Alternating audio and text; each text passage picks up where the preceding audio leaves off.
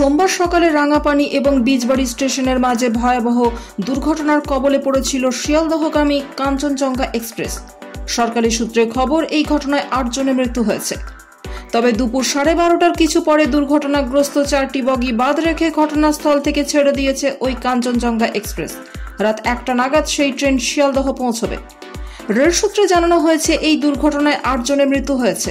মৃতদের মধ্যে 3 জন রেল কর্মী, 2 জন মালগাড়ির লোকো পাইলট, 1 জন কাঞ্চনজঙ্ঘার গার্ড।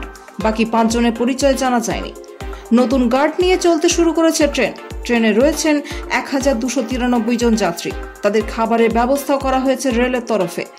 যাত্রীদের সকলকে জল ও খাবার দেওয়া হয়েছে।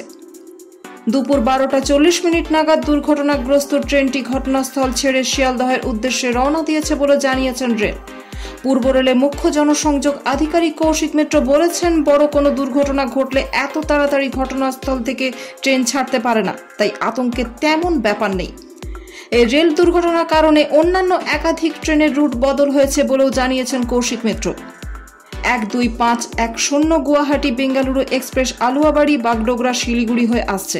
পাশাপাশি 22302 এনজেপি হাওড়া বন্দে ভারত এক্সপ্রেসের রুটও বদল হয়েছে।